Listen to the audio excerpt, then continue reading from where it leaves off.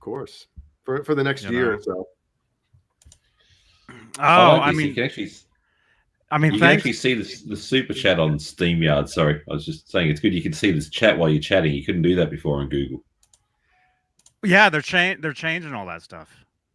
Good. Sorry, they're changing everything. But no, if it wasn't for Billie Eilish, man, Van Halen was #1 trending on Twitter for at least a couple days.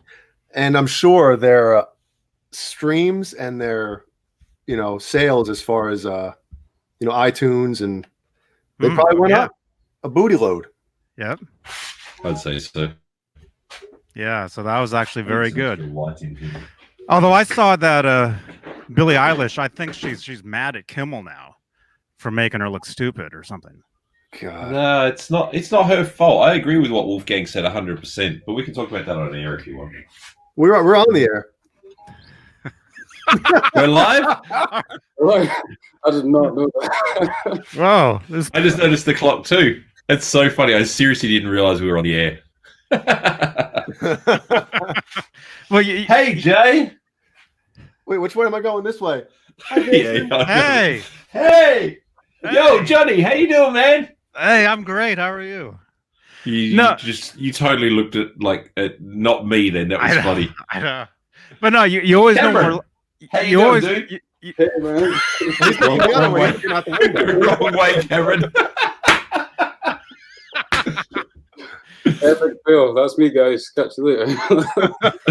What a great start to the show. Wow. Actually, you guys look like you could almost be we all look like we could almost be in the same rooms because all our walls are the same color. A what? If you look. Yep. What? They are. You're right. You're correct. You notice that? Yep. Although if I turn this light on in the background here, it might, change things up a little bit. And, hey, it's like I've got a sun in the background. I don't know.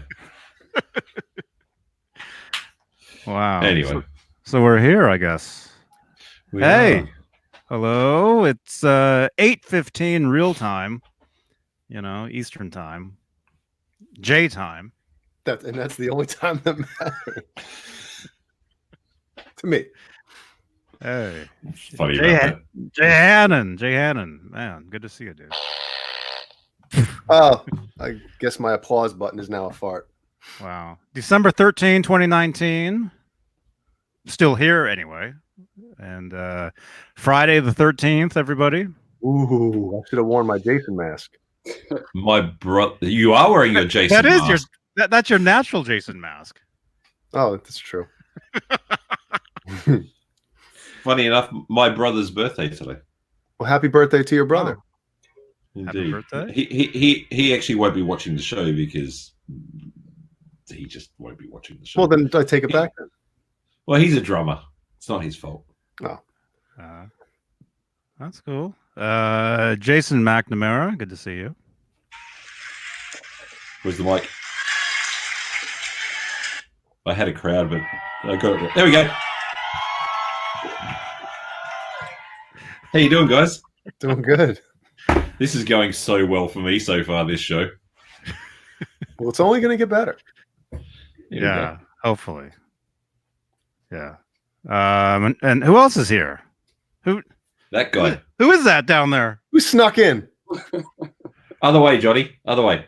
Yeah, that way, but down. No, wrong. You're pointing at Howie that used to be. And by the way, very sorry for your loss of Howie, dude. I haven't even had a chance to actually talk to you about that yet. Thank you, man. But go back to that guy. We'll get back to Howie. Go back to that guy.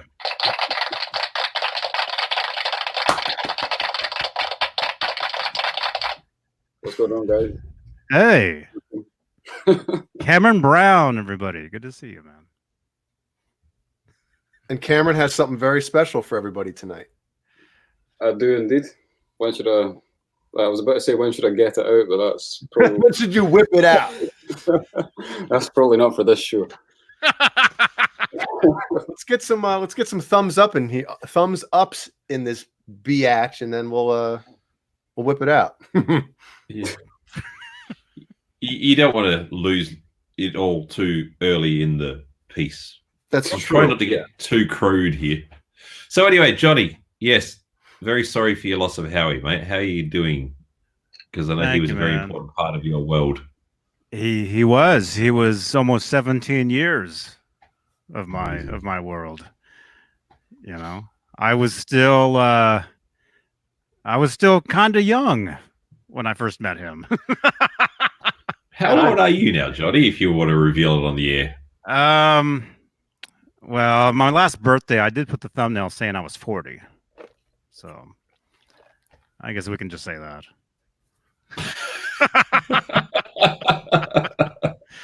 It's an even number, you know. No, I was in my 20s when I first met Howie. Fair enough. Which is crazy, you know. Yeah, Joe Hervey says I'm 58. That's right, man. Looking damn good for 58, my friend. Thank you. Thank you. And yeah, thank you everybody about Howie. I mean, it's still like I was telling these guys before we went live. You know, I wake up every morning and I still think he's there, you know. But it's not going to get any easier, but it does, you know, it kind of does, I guess, you know. Do you miss? Oh, this is a really weird question, but do you miss changing those diapers? That must be somewhat of a strange silver lining relief or something. What is going on here? Can we? This is well, you know, letting Johnny vent his grief, you know. Yeah, actually, I do, because that meant he was here. You know, that makes sense. Even all those times, because you know how dogs are, you know. You know, they go outside and a lot of times they won't use the room for like 10 minutes. They got to find the right spot, right? Yeah. And there was so many times he was walking back and forth. And even though I was thinking, man, you know, hurry up. I'm thinking one day I'm going to miss this. And all of a sudden, here it is. So you guys, life is very, very, very short. And you just got, you know, so that's, yeah. It's true. Well, you know what? You still get up and do the show every day that you come onto air. So testament to you, sir. Thank you. Thank you. But yeah, welcome everybody. Can I do the gag one time? Here we go. You ready? You ready? Oh my god. I'm not involved in this. Who's in the chat? Do you want to read? Can you see the chat? Like, well, she's the last thing I see is Nightbot, and before that, Brett McCord. Am I getting the current up to date? There you go. That's it. Okay. All right. You want me to do roll call, do you? Who's in the chat today? I don't even do his voice very well at all, do I? We're all going to get a lashing for this. Well, that's all on you guys, not on me, man. I just pressed the button. In all seriousness, Dave, I hope you're doing all right, mate. I hope you're faring well and doing okay. I had a hood. It was red. I just had to do it. There you go. Yeah. Yeah, everybody. It's a tribute to the man. Thumbs up. Thumbs up for David Nesdall. He's still in the hospital. And like he said, what was that? Tuesday, right? Tuesday. He'll be there for a while. So yeah, it's not going to be fun. Well, I have some big news. Go. Cam, remember those guitar picks that you sent me? Yes. I finally shipped them to Johnny and Dave. Congratulations, man. It only took me, what, a month and a half, 2 months, right? Oh, that's nothing. People ask me for a pick, and I don't send it it could be years. So you'll be getting, and I'm such a nice guy, everybody, that Cameron sent 8. I only kept 2. So. I should have sent you more, man, because you should have. I'm one of these weird guys, right? I mean, the guy at Dunlop sent me out those picks probably about like three or 4 months ago now, something like that. I've only used 4 so far. The rest of them 4. But I mean, Jason, are you wrapping up a sandwich or something? No, I'm trying to find something for you. That's all. Sandwich. Man, but I totally should have sent you more because this is how many of those pics I have. It's literally just like bags full of those things. I remember talking to you, and I was like, "You're like, how many pics should I send?" I was like, "What? However many you're thinking, send more than that." And then everybody knows the story, but my wife opened up the guitar case, so I opened it up not facing it, so I couldn't see it, and she took the guitar picks out, and I was like, "That's it." Dunlop must be feeling so happy with their investment, knowing that you've only used 4 out of the billion picks they sent you so far. I'm one of those guys. I don't know if you guys are like this at all, but like I've always been like this. I'll play with a guitar pick, and then I'll maybe throw it away, and then I'll find like, even though it's the same as the rest of them, I'll buy like a pack of Dunlop picks. I'll have one out of that pick, like bag, and it'll be the one that I use until it's literally like this size. And I don't know why. I always do that. But my mum recently has started asking me to have the ones that I've like used. Like she wants to keep them for some reason, so I just give her all the used ones. And that's basically how it goes. She knows what's coming. She knows you're going to be the next big thing. She's making a huge collage for the wall. Next thing you'll see him up on eBay, sold by Cameron Brown's mum. Yeah, she was. I thought she was in the kitchen like maybe about a week or two ago or something, and she was like looking through her handbag. And I'm like, why have you got all my pics in there? Like, what are you doing? Maybe she'll get enough to make a necklace out of them or something, and that'll be like, a present from me. Well, you bring up a good question for the chat, I guess, is like when everybody's using their guitar pick, like, do you use it until it's like visually worn out, or, because I kind of. I use them till, well, you're not going to be able to see the wear on this, but I kind of change out pretty soon. As soon as that little sharp tip goes away, I'm out. So what pick do you use? Because I actually use a Dunlop Sharp, but I wear mine down because of the angle of my picking. And so I have to change them out every so often because I like a really sharp pick. So see, yours is not quite as sharp. It's a different one. Well, it's worn. It's like a normal Tortex with the Jazz 3 sharper tip. Like I'll show you. I have a buttload of the regular Tortex, and then I'll pull out I've always wondered how many is there in a buttload? More than, like, when you're looking at it, it's like I wouldn't be able to count them. There you go. That's how much is it. That's a perfect answer, Johnny. Yeah.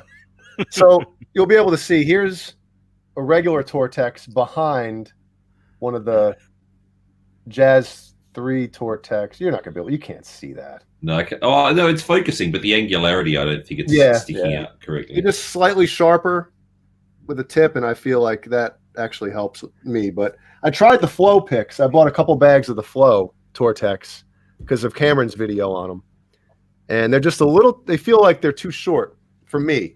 I guess the way I hold the pick, it's different, and it feels like where my thumb and finger are on the pick. It's too short for me. But so this is the perfect mix. Grabbing out a brand new pick so I can show you what mine look like, because maybe I'm wondering if there's anyone in the chats who uses the same picks that I do and has the same issue that I do, which is why I'm grabbing out a brand spanking new one. I forgot that funny.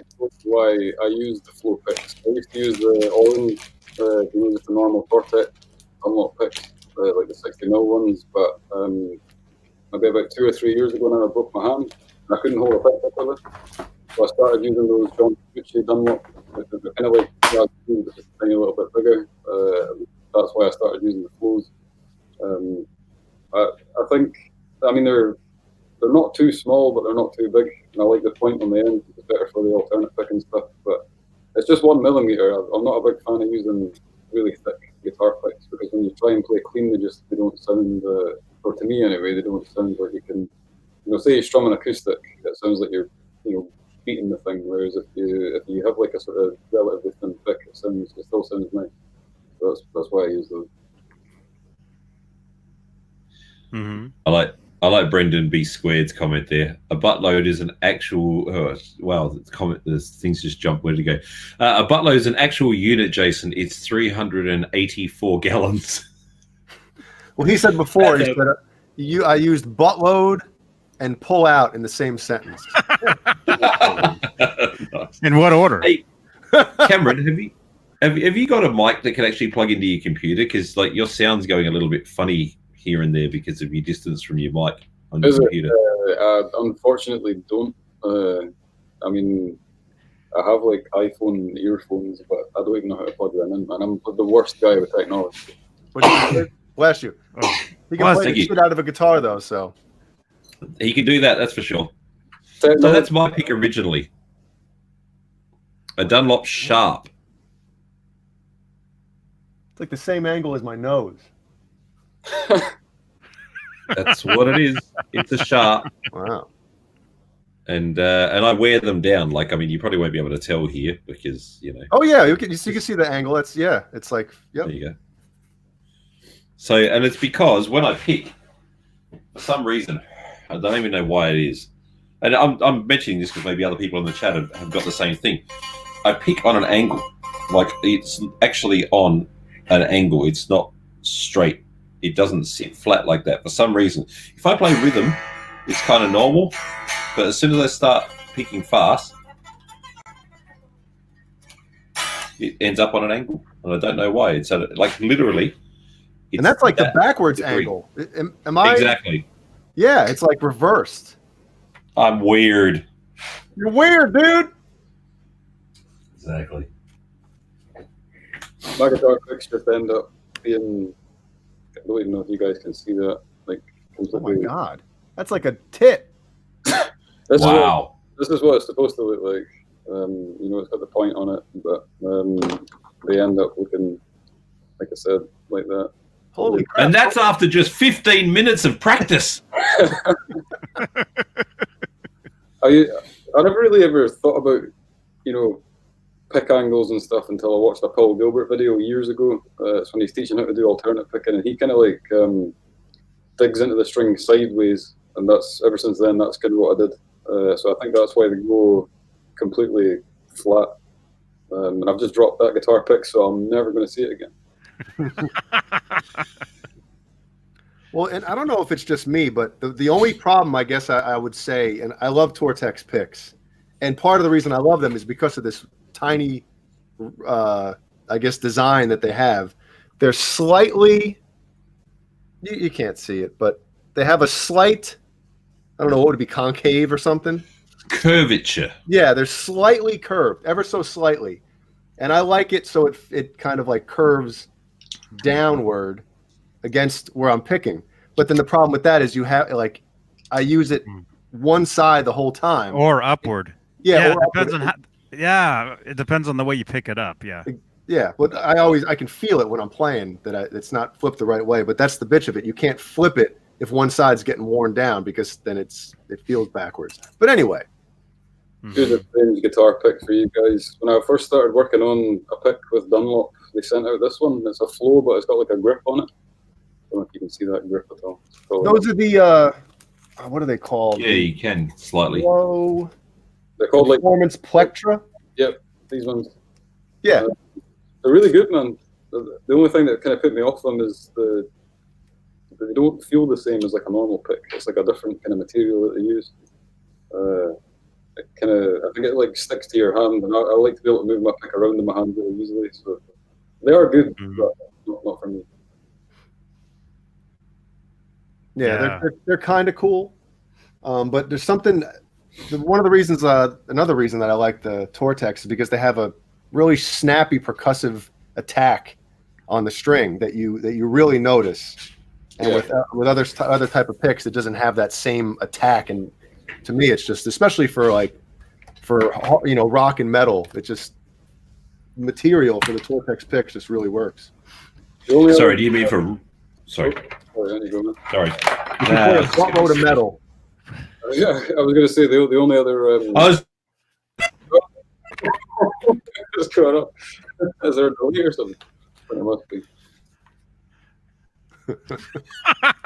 Continue. My internet just went funny. It does that. So yeah, the only other pick I've ever really used and properly liked was a Red Bear pick. I don't know if you guys ever tried those before. Red Bear? Yeah, Red Bear picks. One of my old guitar teachers. Gav, he's like a really good friend of mine, and when he left the college that I used to go to as the guitar teacher, he didn't want to teach anymore. So when he left, his parting gift to me was a Red Bear pick, and it's got like holes in it. It's the same pick that Guthrie Govan uses. Oh. So I lost this pick. No idea what happened to it. I used it all the time. So then I googled on the internet. I was like, Red Bear picks. Tried to get myself another one. They're $35 for one pick. So Dang. never again. Plus, they don't release them. Like, you can't just buy them. They release like a certain batch of them, and you basically have to be first come first serve. And if you're not, you can't get them again for months. So yeah, they're good picks, man. They're supposed to basically feel like, obviously guitar picks used to be made out of tortoise shell. That they're basically supposed to feel like that without killing anything. So it was really good, but yeah, I don't know where that pick went. Well, the problem with the $35 guitar pick, and I don't care if it's a pick that lasts forever. We all have been in the situation where we're playing in our room, or if you're at a gig, whatever, you drop a guitar pick and it goes into the void of existence and it's gone. Yep. It just disappears into a different dimension. And I'd be ripping shit out of the floor to find a $35 guitar pick. I honestly have no idea. Yeah. I genuinely think someone stole it from me, but I can't prove it. So Yeah, that's not the pick you throw out into the audience. no. And then realize, oh crap, that was a $35 one. You throw it, like, give it back right now. Give it back. Yeah. Speaking of picks that get thrown out into the audience, as I think I told you guys, I went and saw what's their name? Generation Axe a couple of weeks ago. Oh, that's right. I told you about that. Mm-hmm. Steve Vai's very last pick I caught, which was crazy. And I actually showed Steve later. I was like, dude, I caught you the very last pick that you threw out of the audience. And he goes, oh, that was you. Because, and it's a very surprisingly thick pick. Like, here's my 88 mil pick alongside of Steve's pick. And it's, hang on, there we go. It's a very thick pick that Steve uses. That's very thick. So yeah, I didn't think he used I didn't think Steve was that thick. I didn't think he was either. I mean, some guys just surprise you. They have a certain look about them, and then they just turn out to be thicker than the rest. I just heard some picks are $35. Exactly. So yeah, I just thought I'd share that because it was an interesting one. That was all. That's cool. So Cameron, man. Yep. Tell people what's going on. So should I just talk about this guitar now? Yeah. Basically, over the last little while, I've been in touch with the guys at EVH a lot more than I had been before. Thanks to this guy. I got it right that time, man. There we go. You did. Well done. Yeah, I figured it out eventually too. It's the opposite to what you see on the screen. The guys have been really, really cool to me recently. They sent me out an EL34 head, which is really cool. I've not really had much of a chance to play through it yet because it's really loud, and my neighbors would probably kill me if I played it for too long. So earlier on this week, the guy at EVH that I speak to, he sent me an email and he was like, "Dude, have you seen the 5150 series guitars? They just really can't even get my words out. That they just released."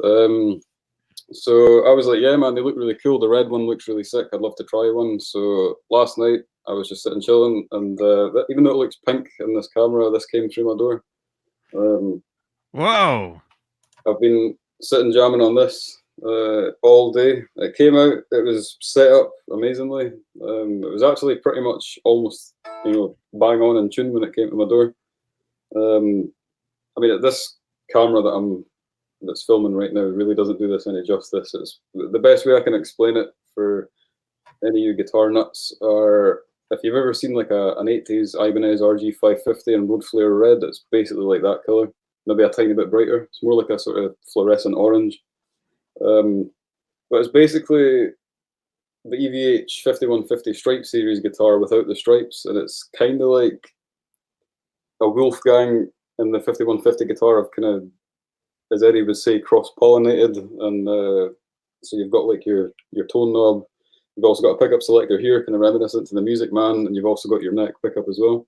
But I mean, other than that, it's an incredible guitar, and it's a whole lot of guitar for the money.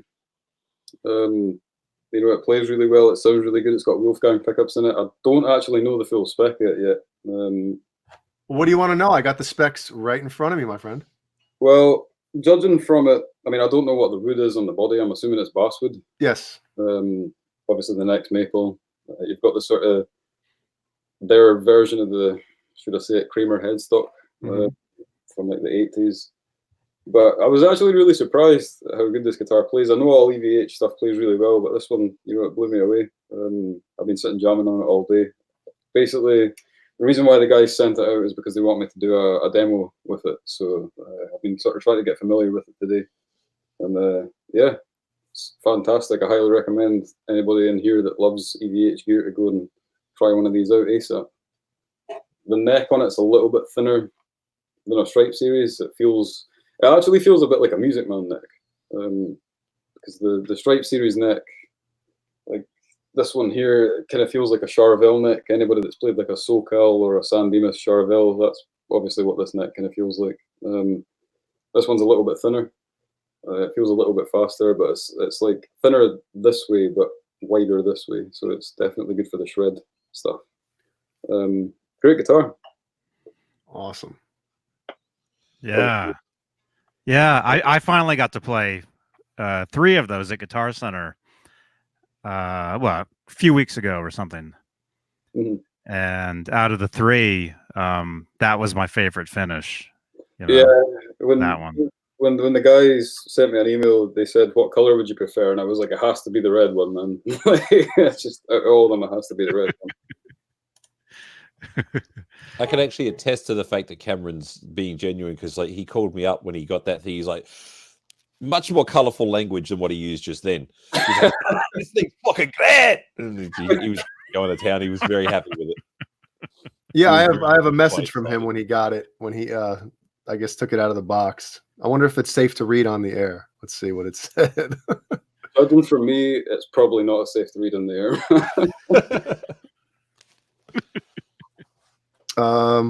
Okay, I'll just read the one part. It's a sick guitar, man. And the clip of you ripping on it, man. Holy Jesus. Go and play us the clip, Jay, because he's not allowed to play loud in there right now.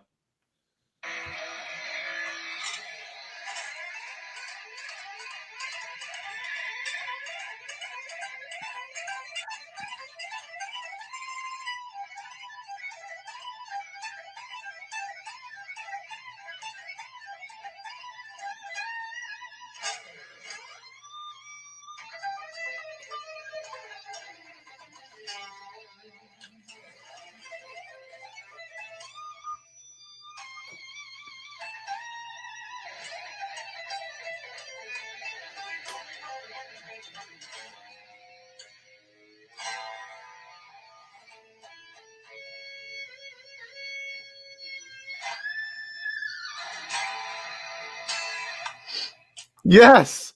Now, that video was great until I bent the note wrong. I went like, yeah, that's what we were all noticing. I went out of pitch on a bend. After I sent you that, I was like, shit, man, I shouldn't have done that. Seriously, in comparison to that video, I feel like this is me.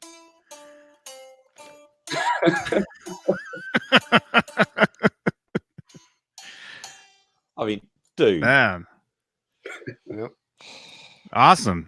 Yeah, anybody that's not tried these guitars, I mean, I don't even know if they're in the shops over here. I don't think they are yet. The local guitar shop doesn't have any of these at the moment. So it's really been really cool to get to check it out. I actually really like how they've done kind of like a tip of the hat to the Music Man, like the Eddie Van Halen one with the pickup selector being here as opposed to up here. But yeah, honestly, it's amazing value for money. Highly recommend it. The other thing to point out is that the color in Jay's video actually did it more justice than you sitting there with it for real in your room because of the lighting in your bedroom. Yeah. Well, I would say maybe it's just crossing the ocean, the signal, but that wouldn't. No, Jay. No, Jay. It has nothing to do with that whatsoever. Yeah, that was a dad joke. I mean, it might More have like to a. do with the fact that it's 1:45 in the morning here right now. So that's probably what it's I think being that I'm a video guy, it has everything to do with the lighting and the way that your webcam on your computer there is picking it up. That's really what it has to do with. Yeah. And your sweatshirt isn't helping that look any more red than it is either. Oh, come on. But mind you, see, I mean, this is the thing. Like, I've got sunlight right next to me here. Like, that's actual daylight outside because it's 10:44 in the morning here, which makes a big difference to the potential tungsten or fluorescent light that he's got in his bedroom there. Jay, maybe this is what happened to your certain guitar. Maybe, it's a different light in it. You know? Brendan, but it's funny you say that because Brendan Buttcheeks in the chat just said it's a certain brand guitar lighting. Oh, wait, how do I even see the chat? Oh, sorry, I've been looking at the private chat here. Hold on. Oh, You're like, how come nobody's saying nothing? yeah. Well, we got 3 people watching, and it's us. Here's a picture of one that I took at Guitar Center. When was this? November 18. So almost a month ago. And this is really the color. Yep. If you can see that, that's more what it looks like. But Yeah, I've got a similar picture. I think I sent this one to Jay actually. I've got a red carpet in the living room, so you can kind of see the difference between. Oh wait, it's probably going to look awful on my thing as well, isn't it? Well, try it. Put it up closer. Let it consume the camera. Yeah, see, the color's adjusting now accordingly because of what's in the view.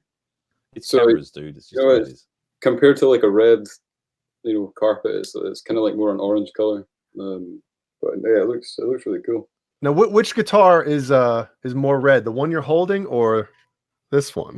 That guitar actually no longer looks like that, man. That guitar is. I mean, I could probably go get it and show you what it looks like.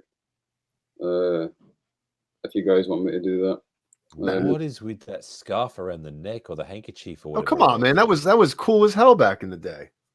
Come on, when you watched Live Without a Net, you didn't want to wear a bandana around your neck like I didn't. Cowboy? No, I really didn't. I loved Live Without a Net. I did not want to wear a bandana around my neck like that. I did. Dude, I never wore cowboy boots. I never wore like bangles on my arm. I didn't get that side of the 80s. You guys give me 2 seconds. I'll actually go get that guitar and let you see what it looks like now, because it looks nothing like that anymore. That's actually it's a Music-Yo Kramer. That was my first proper electric guitar. My dad basically told me when I think I was like 10. He was like, "I'll get you one of these." My parents said to me like, "This will be like your birthday or your Christmas or something," and they were like, "But under one condition, that you learn guitar properly and you don't just like get bored and go do something else." So you let them down, didn't you? That guitar that you just saw is basically the one that started it all for me. Plus, go on, get it on your bike. On your bike. Right, I'll be back in 2 seconds, guys. what? We'll read some chat room stuff. Clayton James Hicks, Johnny, says today is Frankenstrat Friday, but actually today it's 5150 series Friday. That's right. That's right. Yes. That it is. Yeah, and yeah, I do know that a lot of shops are starting to get those guitars now. The 5150 series guitars. Yeah, and I thought I would have to wait until NAMM to play one, but no, my local Guitar Center in San Jose had 3 of them, so I got to try them, and yeah, they're awesome. Did they all feel equally the same as each other? Guitar wise, yes. Setup wise, no. Yeah, it's always a challenge, isn't it? Mm-hmm. It's a shame. I think I was telling it was like Cameron or John. I forget who I was telling this to, but the mirror. Yeah. I don't get it. Like when you go into a Guitar Center and you get a guitar off the wall. I mean, I'm not saying it needs to be in perfect tune or have a perfect setup, but at least something that can resemble a decent setup. Why don't they just have one guy that's his job, man? He comes in a couple times a week, yep, and just kind of cycles through. Does That this many group, guitars. it just makes no sense to me, man. Well, I've known techs, that have worked at Guitar Center, and they have both told me when they get time in between, because people do bring their stuff in there to get repaired. They both have told me that they do try to set up as many guitars on the floor as they can. Have somebody else that it's their job just for the guitars that are in their inventory, not for customer guitars. Just quickly in the chat, Edwin Crane, if you're asking, is Cameron Irish? No, he's Scottish. And the other one I wanted to get to, which I just saw here, was John BL said, Jay, Ed did not wear a bandana at all on the video, the show, but Sammy did. Sammy did. Yep. Sammy and did. other Yes. pictures from that same tour, Eddie did. Just for the record. Yeah. I know John BL is and the live at a net aficionado. and Johnny Beane, if you missed it, David Shar or however you pronounce his name properly, said he sent you a video text, just so that you know. Okay, awesome, David. I'll check that out. So I don't know who. Yes, go Cam. Your floor. Speaking of that guitar, that's what it looks like now. The neck is. Whoa. See this neck, by the way. Everybody asks me how a relic it like that. That's not relics. That's just disgusting. That's just maybe 10 years worth of guitar playing. So a little bit of a funny story behind this. My dad, before he got ill, was a painter and decorator to trade.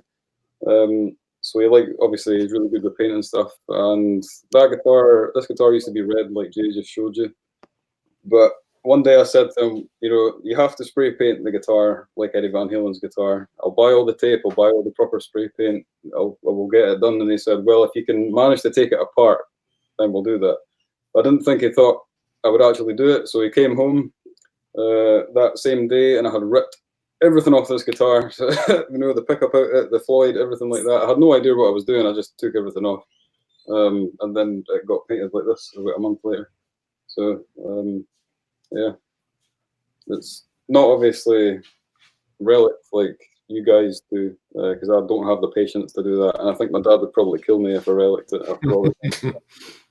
But, yeah, that's what it looks like now. I've used it in a couple Instagram videos, but I don't really use it so much now.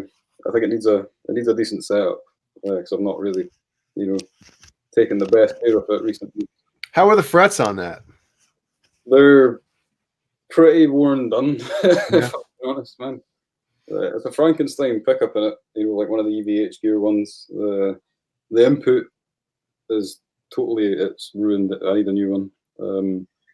But yeah, it's a fantastic guitar.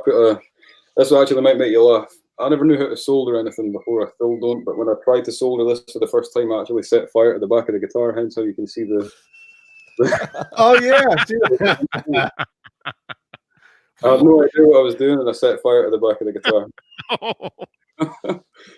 Jay, is somebody murdering your daughter in the background? What's going on? She was listening to Meshuggah tonight, so she's pumped. Interesting. Yep. Now she knows how to scream.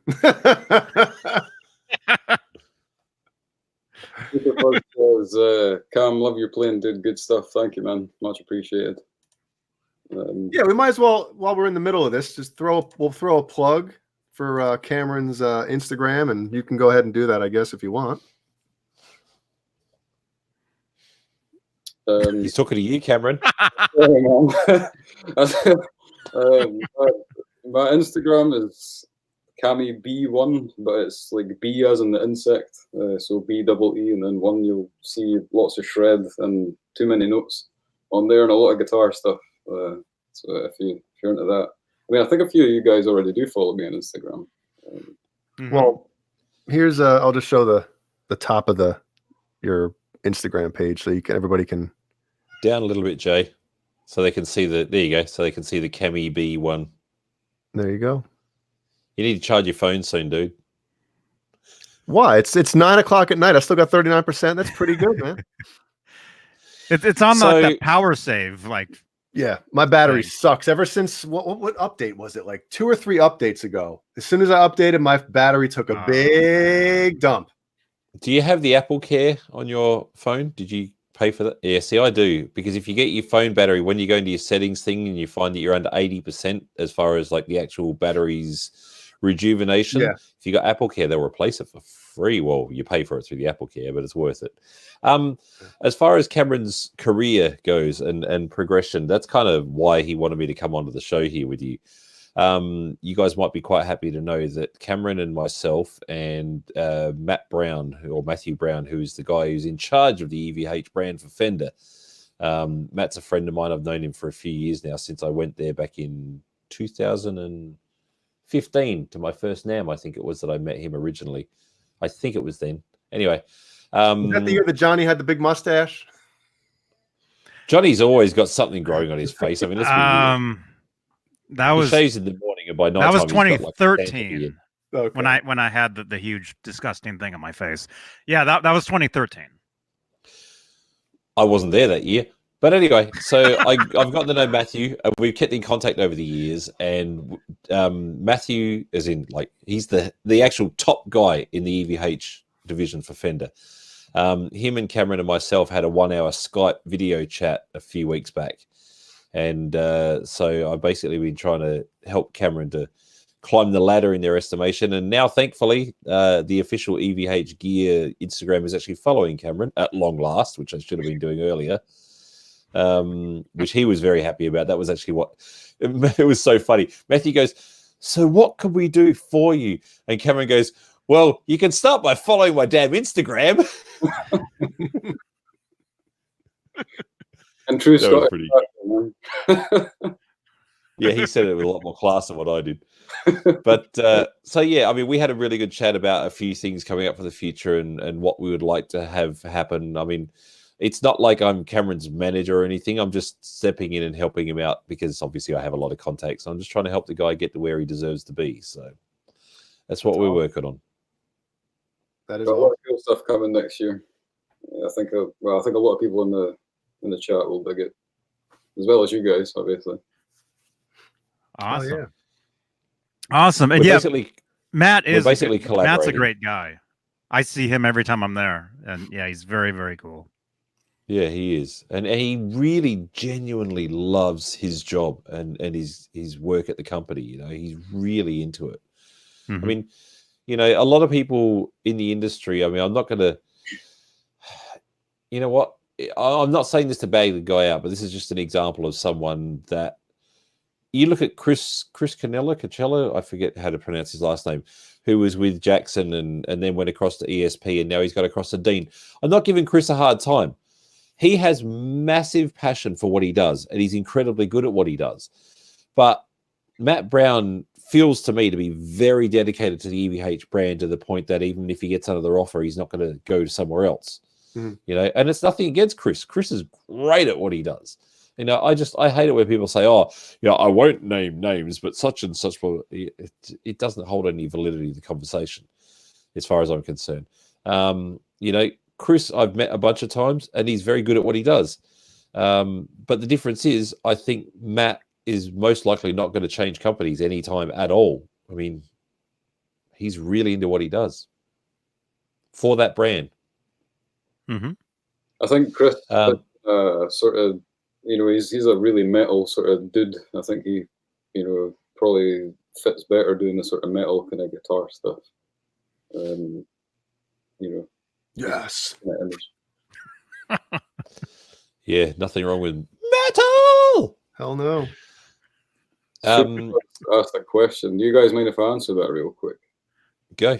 If it Cam, just curious. I love John Surrey as a genius. How did he find you? Well, I started playing I don't know if you guys are familiar with Matthias Asato at all.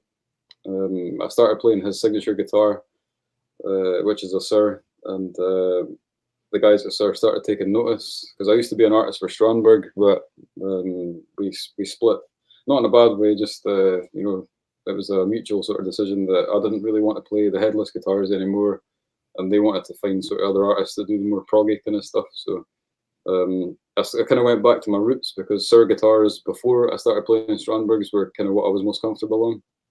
And I've got a few good friends who are also artists for Sir. A guy called James Evanier, Ben Eller, and Andy Wood. I don't know if you guys know them. Andy Wood, yep. They put in a good word for me, and straight after that, I was in touch with Sir and became an artist for them. So they're a fabulous company to work for. They're like the nicest guys ever. You know, if you've got a question, usually my experience with some guitar companies before would be that you'd send an email and you wouldn't hear back for like a week, 2 weeks. You know, I'd text the guys at Sir, and within an hour they're back in touch with me if I need anything or if I just want to chat about anything guitar wise and stuff. So yeah, they're a fantastic company, and they build, I mean, ridiculously good guitars. They play themselves. So yeah. Oh, so that's the secret. Literally, man. I really, So they say smoke and mirrors, but I guess it's just that you get a Sir guitar and you can just, you know, play That like does all the that. work for you. Yeah. I suck at guitar, guys. It's just the guitars that does it all, you know. Well, I when, mean, you, that's when you not say true about at all. Sir guitars, I've only played one Sir in my life, and that was when probably 2000, I want to say 14 or 15. And one of the bands I was recording, the guitar player had one, and I was just, you know, noodling on it one day. I was like, "Holy shit, dude! It's like this thing." And I probably uttered those same words, like this thing like plays itself. So, How do you pronounce it? The name? Sir guitar. Sir? Heard a lot of people Like, playing, yes, sir. Sir? So Yeah. Jay's like, holy sir, you know, as he's playing it. Mike as himself puts in the chat, hey guys, as Jason, Cameron, it's great to see you all. It's great to see you guys, Cameron. I'm new to your stuff. I'll subscribe to your social media. Hey, Jay. And he wrote, oddly enough, hi, Johnny, Joni, which is, anyway. Sorry to hear about Howie. That sucks. So very nice of Mike to chime in for everybody. Who said that? Mike as himself is the screen name. Mike Or as one himself. Thank you, man. He Yeah. has a Cheshire Cat kind of grin icon. Oh, here he is. Okay. Yep. There you are. Yeah. Thank you, dude. Yeah, and I promise I'll get back to everybody. I've got like at least 100 comments I got to respond to, you know, that I noticed.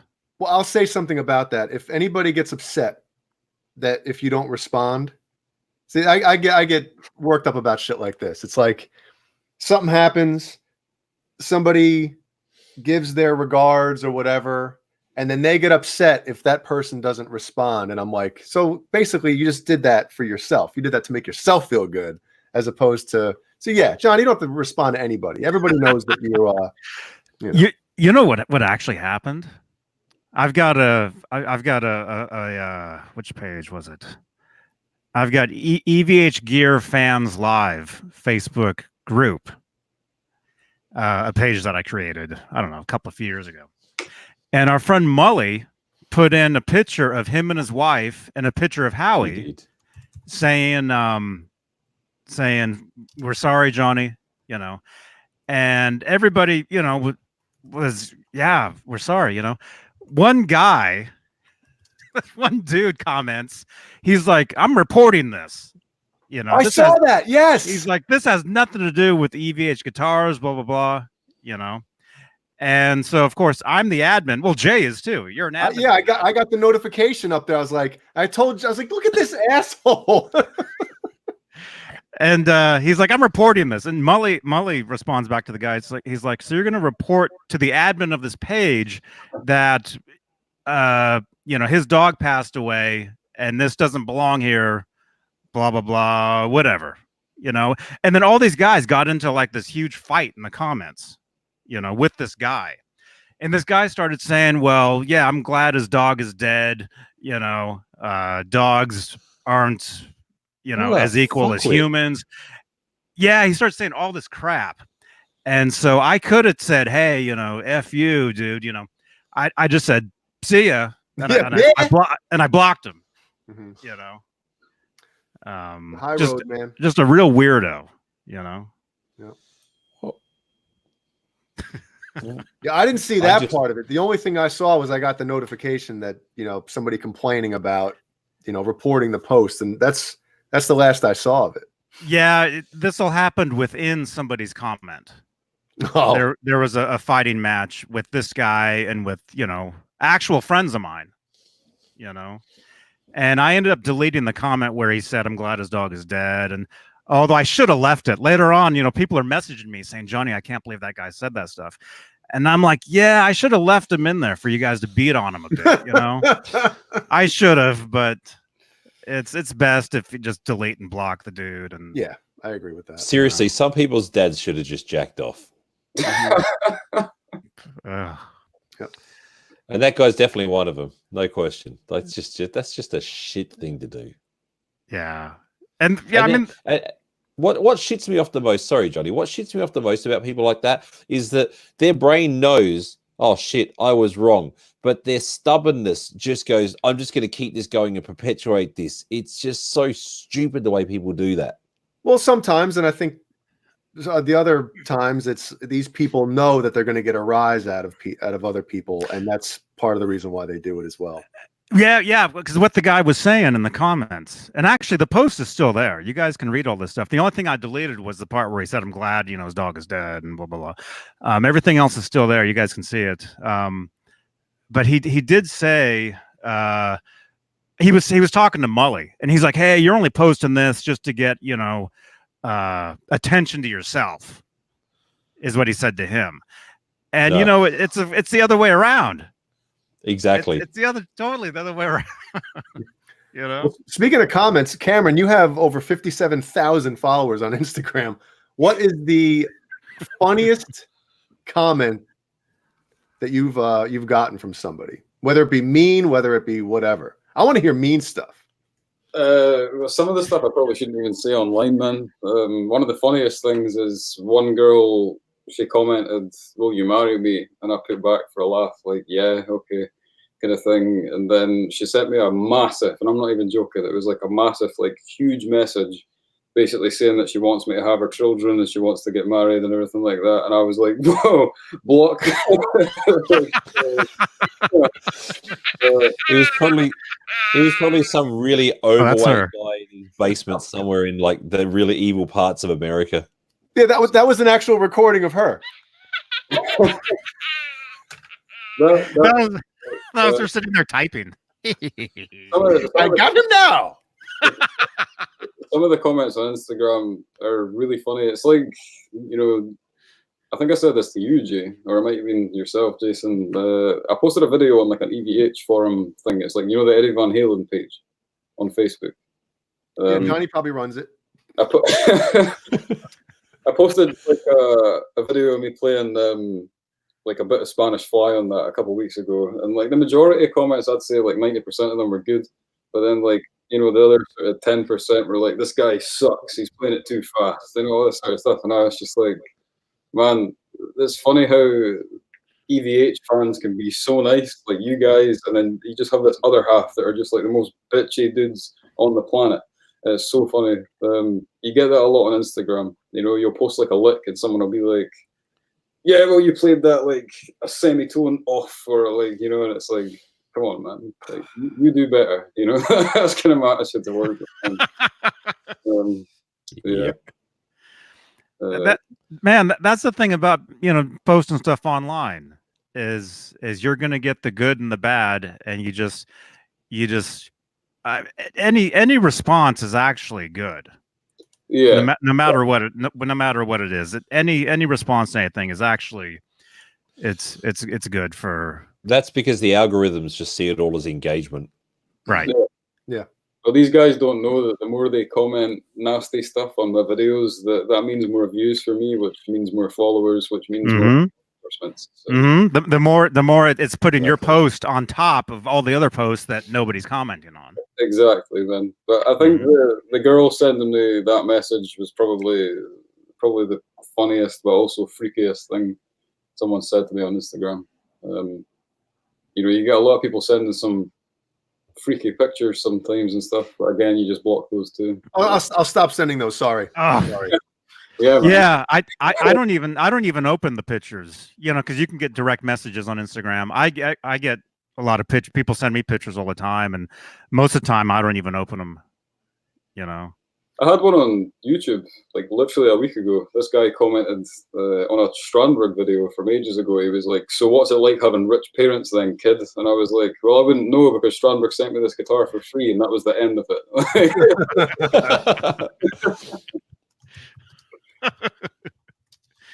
I don't know if you guys saw, I put one on Facebook a week or so ago of a guy who was just being a complete dick on one of my videos and completely put him in his place, and he hasn't responded at all. I literally tore the guy a new one, and yeah, he hasn't gotten back at all. I actually kind of don't mind sometimes when I get those sorts of people because I like putting them in their place. This guy was actually giving Paul Reed Smith a hard time. That's right. It was my video of Paul Reed Smith and Lisa X. And yeah, I just totally tore the guy a new one. He hasn't come back at all, which is a smart idea. I mean, I just look at it like, I mean, Johnny and I have had this conversation numerous times that once you put yourself out there, whether it be through social media, through YouTube, like doing a show and stuff, like there's always going to be a small percentage of people that do that to you. Of course there are. It's expected. You have to almost like, not expect it. What's the, like, just be prepared. Yeah, it's going to happen. And that's why I don't understand. Like some people get like really, really like bent out of shape about it. It's like, it happens. It's going to happen. What do you expect? That's like when bands come out and complain that, oh, you know, people are saying this. Well, of course they are. The more popular you get, the more people you have listening to you, there's going to be more of a percent or more people that will come out and say stuff and post stuff and be negative. So it's just like it comes with the territory. Sadly true. Yeah. Yeah, as long as you're getting, you know, even if you're getting that reaction, it's still good. It's still good for you. You guys will definitely know this. I mean, I only started posting videos really on social media about 2 or 3 years ago, maybe about 3 years ago. And when I first started seeing, you know, I mean, 90% of the comment, I'd probably even say 95% of the comments that I get are great. People being like really encouraging and stuff, but you always get those like couple dudes that are just, you know, going at you for some reason or other. When I first started seeing those comments, it really bummed me out at first because I was like, how can this guy like hate me so much just because I'm playing a guitar like that he doesn't like? You know, these people are like, I hope you die, man, and all this sort of stuff. That's the kind of stuff I used to get like occasionally, and you know, it bummed me out at first. I was like, do I really want to be doing this? But you guys will know you kind of just build a thick skin to it, and you just don't care anymore. That's kind of where I'm at now. Exactly. You know, you can say whatever you want. It's not going to stop me from playing my guitar, and you know, it's just one of those things. Yeah, so somebody left me a comment yesterday or the day before on a video from like years ago. He said, stop posting stupid videos. You know? I'm sorry about that. I should have said it. And I wrote back, I'm like, okay. I'm like, all right. You know. Yeah, you should have said to him, this is an old video. I still post stupid videos just like this one. Yeah, there's about 3,000 newer stupid videos.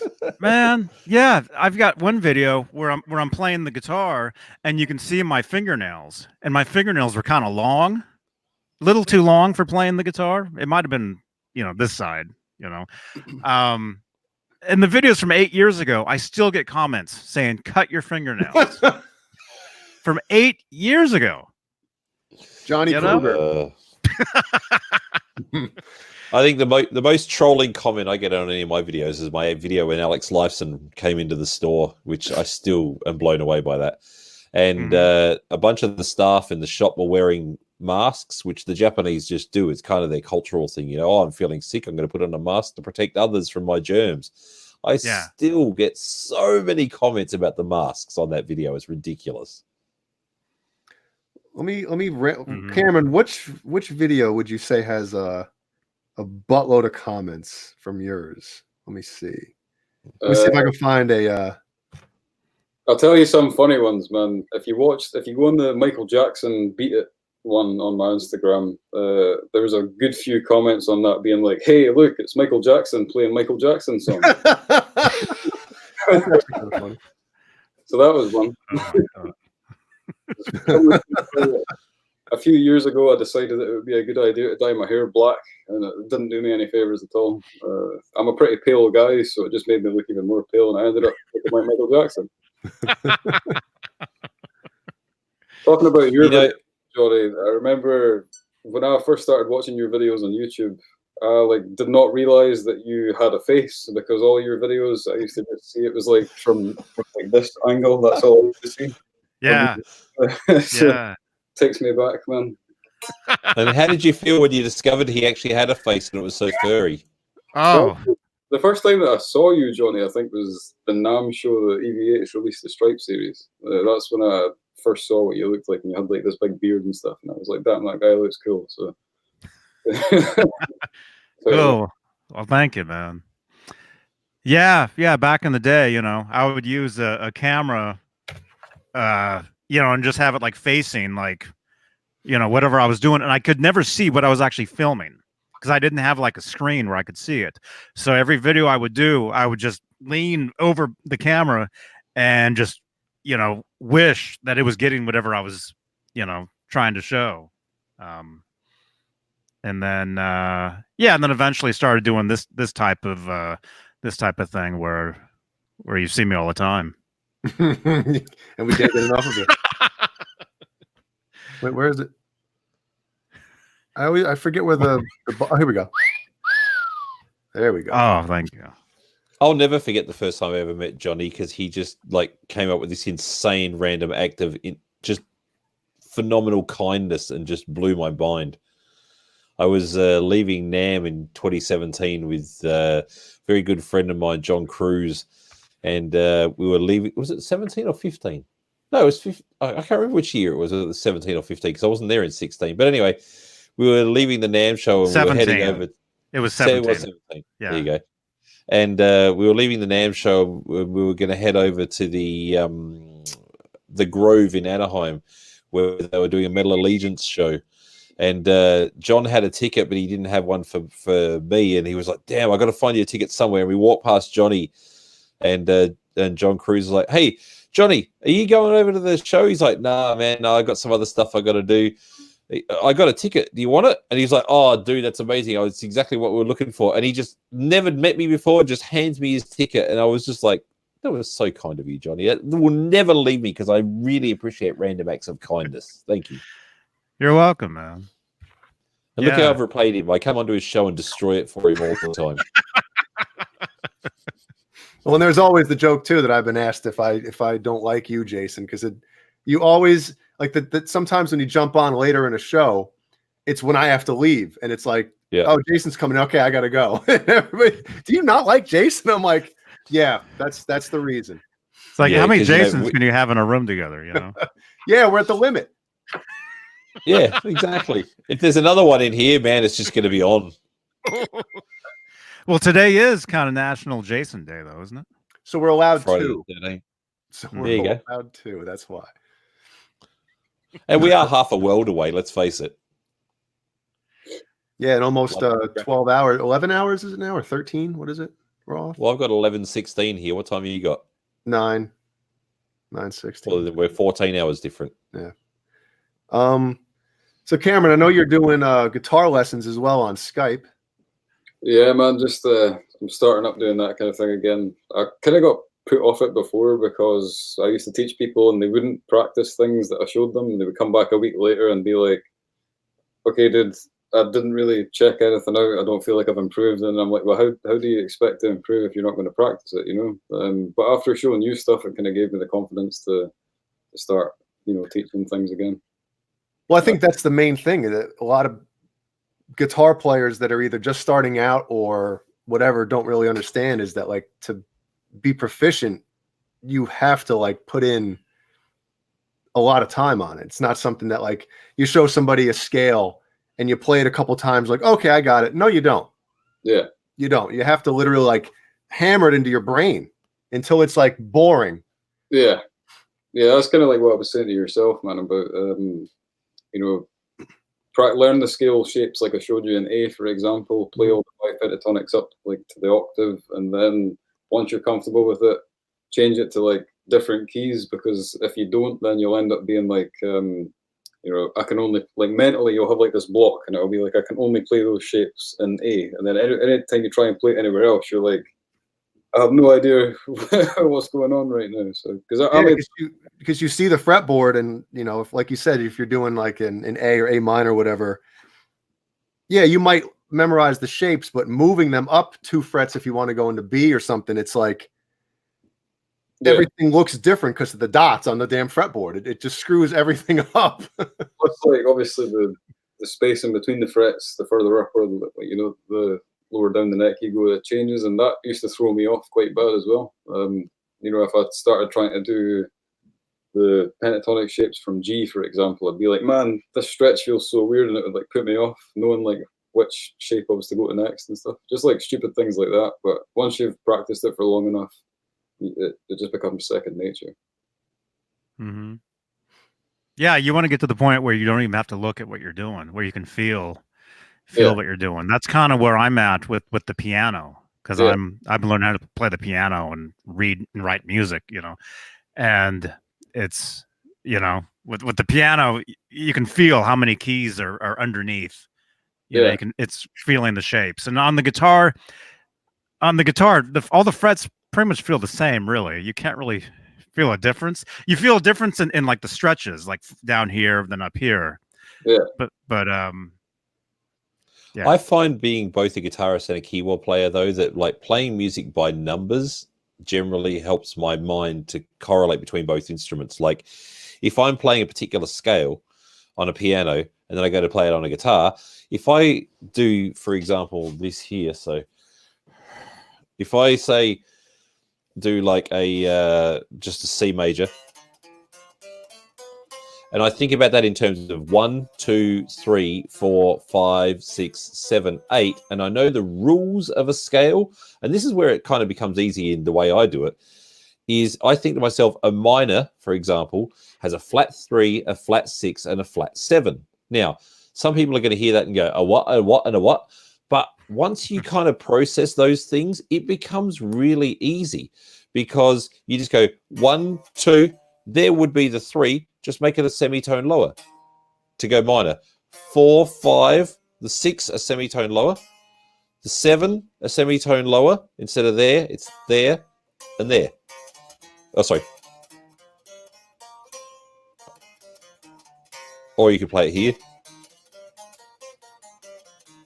So that way the pressure's off on having to necessarily remember. I mean, I know all the notes on my fretboard, but the point is the pressure's off on having to remember the notes per se.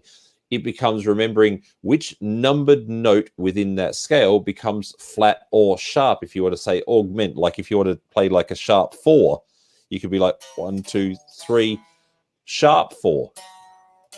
Mm-hmm. And things like that. Because then when you go onto a piano, if you go playing a C, you do the same thing. The third note you would say flatten to make a minor. The 6th note you'd flatten to make a minor. The 7th note you'd flatten to make a minor. And so for anyone out there who's struggling to get theory down, doing it by numbers is a really cool way to try and correlate things from instrument to instrument. And your ears become attuned to the different sounds. And that's what I think works well. Mm-hmm. Jay looks confused as hell right now. No, I'm wondering if Cameron is what he thinks about that way as opposed to, well, What I mean, do you think, Cam? Well, the way that I learned it as a kid, I don't know if I spoke about this the last time that I was on the show, but basically when I first started going for guitar lessons, it was like mostly theory stuff. So I went into the guitar lesson, and you know, Gav was like, "So, dude, what do you want to learn? And what can you play so far?" And I played Eruption. And he was like, "Wow, so you know, what do you want, man? You know, what do you want me to show you?" And he was like, "Well, let's jam a 12-bar blues." And I was like, "I don't know what that is." And he was like, "Let's play a pentatonic scale." And I was like, "I don't know what that is."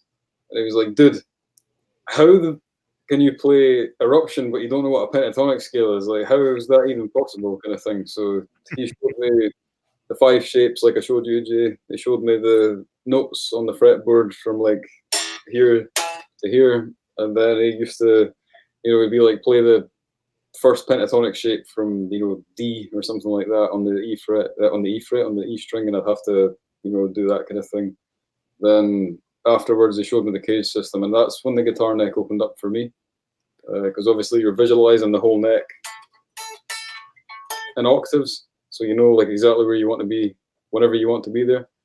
And then honestly, just years and years of practicing that, like Jason was saying, your ear kind of knows where certain notes are, and that's just how it works for me now. If I hear a backing track, you know, or someone sends me a solo section that they want me to jam over, I can already hear what I want to play before I play it.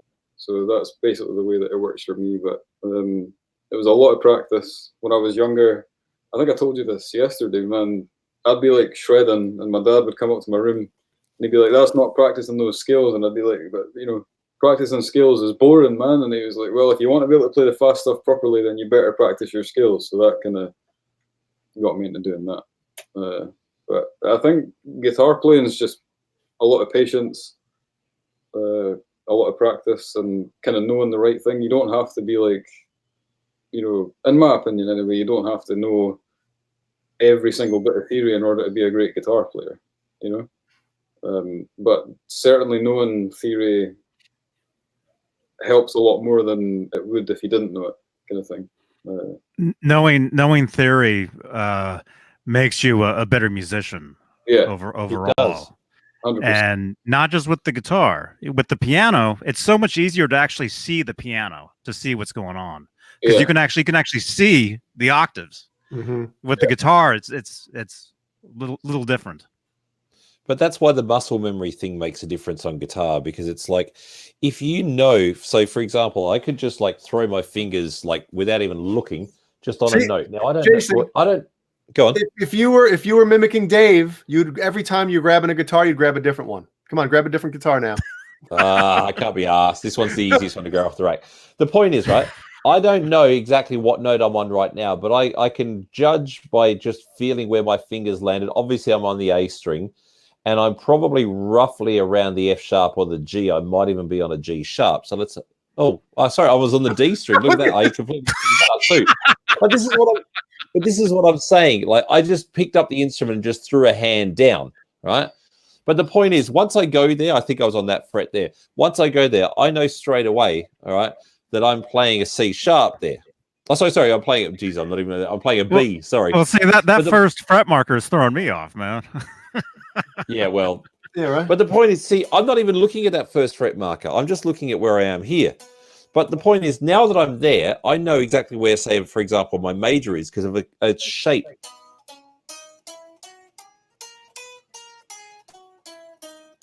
And then from there, I can minor it.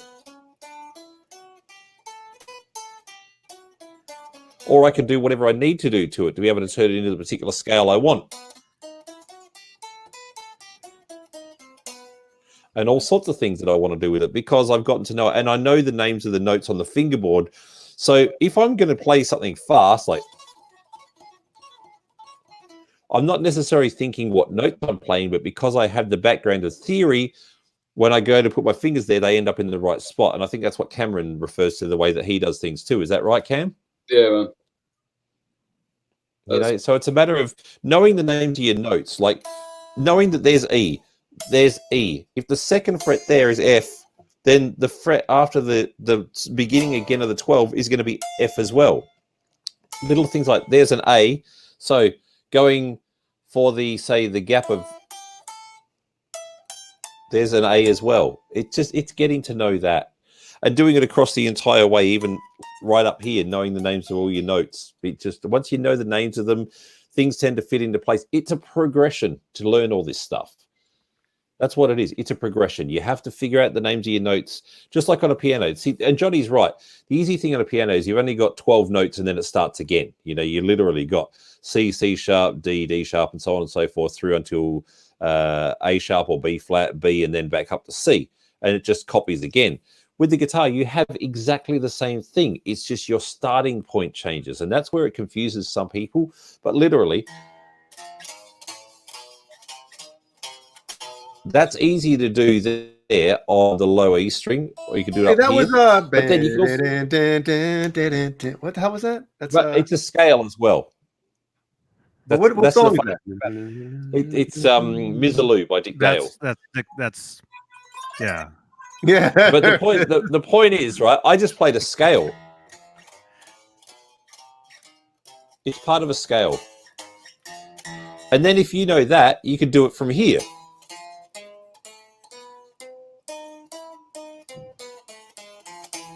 Or you could do it from wherever. It's just knowing the scale. And it does become more natural, but it requires work, dedication, practice to be able to learn those things and make them natural. And that's what it is. A lot of people don't want to put in the hard work to do that. Cameron's done it. The reason why Cameron's so freaking good on the guitar is because he's done it. He's put in the work. And Jay, you're a great natural guitar player. But if you want to learn these things, you've got to put in the work to get better at doing those exact things. And then you will be better again at what you do.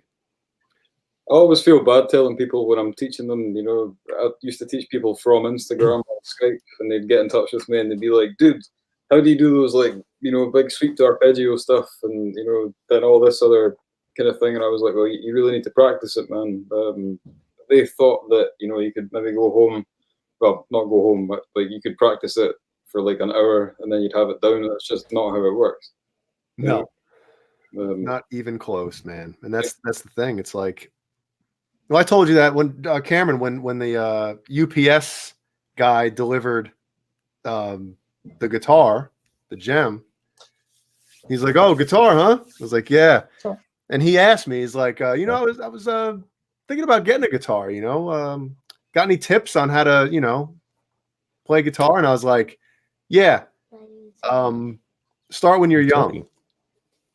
You know, hey." Joya is in the house with his Mario pajamas. Oh, nice PJs. Good morning. Jay said nice PJs. He said good morning. Good morning. There you go. I won't be able to hear them now, but you can. Good morning. Good morning. Nice Awesome. pajamas, man. I like Mario and Luigi. Thank you. Yeah. Hey, he's like, I'm out of here. What'd you eat for breakfast? He's talking to you. Just listen. Cereal. What kind of cereal? A fruit cereal. A fruit cereal, he said. Oh, fruit cereal. Here, look, you're taking over the show now. Probably a lot healthier than what we have over here. Tell them which band you're listening to a lot recently that you really love. Beatles. Ooh, okay. Oh, there you go. Yeah. He's really enjoying the Beatles. We watched the movie yesterday a little while ago, like a month or two ago. Have any of you guys seen that yet? Yesterday? What movie did you watch? Yesterday. It's basically a film. Well, not basically. It is a story written by the same guy that wrote Love Actually. Just leave it there, you. The same guy that wrote Love Actually. The story is basically imagining that the Beatles never existed, but only one dude in the whole world remembers who they were. I wanted he happens to be a singer-songwriter who writes not really great songs, but he ends up remembering the entire Beatles catalog and start putting them out as though they're his own. Yeah, well, don't spoil the movie for him. Oh, yeah. They'll learn that through the movie. But anyway, if you're a Beatles fan, it's a really cool imaginative idea on a take of the world without the Beatles, but how important their music was in culture and everything else as well. It's really exciting. You should definitely watch it. Mm-hmm. Yeah, I wanted to see it. I saw the trailer. Oh, you can't hear me. Yeah, I saw the trailer for that. We talked about that movie a while ago. Yeah, I think so. Are you going, Julia? But yeah, I want to see that. I definitely want to see that. He's shy. If you could go back in time and you should definitely watch it. And go back and take one song that a band released that you had the chance to go back and get a hold of that song and release it as your own. I'll tell you right now, it's an interesting point that you make, but if anybody else had have done Yesterday instead of Paul McCartney, it wouldn't be the same song. Like Paul, did you know that Yesterday is the most covered song in history? There's over 3,000 covers of Yesterday out there. Over 3,000. And everyone from Frank Sinatra to LL Cool J has done Yesterday. Possibly. It's insane how many people have done Yesterday. Oh, hang on here. Oh, drop the mic. Drop the mic, literally. What did he say? Drop the Hang mic. on, I want to read this one. The Mic film drop. about the Beatles, which one? Yesterday, when yes, Metal Thrash and Riffs. Yesterday is the one. It's an incredibly good film, and honestly, for anybody who enjoys a movie, look, it's English humor, and that's a really cool thing. I mean, I'm sure Cameron would agree. UK humor is so much better than American humor in so many ways, just because, like, honestly, this is my take on it as an Australian. American humor tends to go for the cheap laugh, which isn't necessarily a bad thing sometimes. If you compare, say, like Will Ferrell's old school movie type humor to something like Blackadder or some sort of English humor like that, it's really different. I mean, there's a reason why Americans love Monty Python, because the humor is just so damn good. But this isn't necessarily like a comedy in the sense of being as out there as Monty Python. It's not really made for that, but just the fun little gags in between make the film really worthwhile. So I recommend it big time. It's a great film. Mm-hmm. Yeah. Short Yeah. is stinky. What? Hey, you! I smell you all the way from over here. What do you want to say, Shirley? They can't hear you because I got the headphones. Hey, you know what? I'll divert the audio. Hang on, so they can hear it through the speakers. Hang on this. I can adjust the microphone. I can't adjust the output of the audio. Ah, well. What's up, Shirley? What do you want to say? No, it's talking to here. This is the microphone. What do you want to say? Now, see, she is the one who gets shy. He's not. She just wants to be here, but he's the one who. She's the one who gets a little bit shy. Mm-hmm. Do you want to say anything important, Yoya? Do you want to sing a song, Shiori? Go on, sing a song. Japanese. Do you want to sing a Japanese song? No. They're not going to understand you. That's even better. Japanese. All right, they want a Japanese song. Go on, sing them a Japanese song.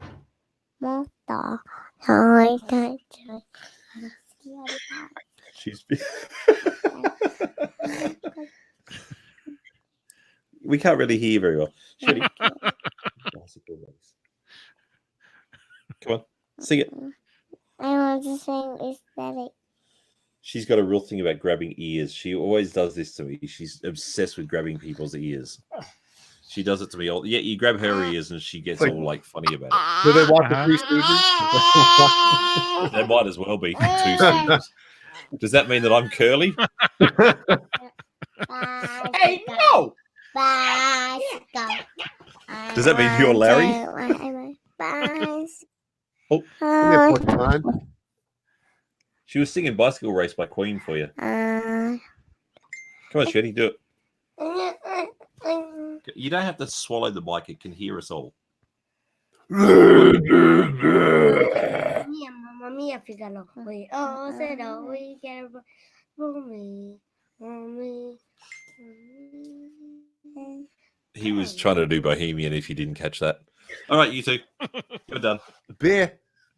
I told my wife I was going to be 45 minutes. It's already been an hour and a half. Oh my gosh. Well, there was a couple questions for Cameron back here. I'm just looking. Comedy died with Carlin. I kind of agree with that. Let's see. Fruitcake Tony says, Cameron, do you play with other musicians over there where you live? And nice name, too. I named my oldest son Cameron in 1993. Fruitcake Tony, you have good taste in names, man. So, yeah, I do play with other musicians over here, man. Recently, I was in a band. I wrote a bunch of music, but I kind of got taught the harsh lesson that you can't rely on other people to help you do music. You know, missed practices and didn't come to the studio on time, stuff like that. My own thing for the time being, and then maybe meet up with musicians in the future and do stuff that way. But yeah, I used to play in bands a lot when I was younger, not so much now. And I know people haven't heard what I've heard. Yeah, and it was awesome. Cameron, let's tell them a little bit about what we're doing. Sorry, man. Metal Soda wants to see a Sur guitar. Which one? There's three of them. But yeah.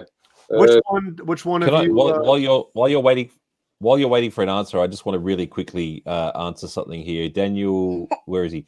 Daniel Greco, if I'm pronouncing his name correctly, has asked this a couple of times. I just haven't had a chance to jump in and answer it.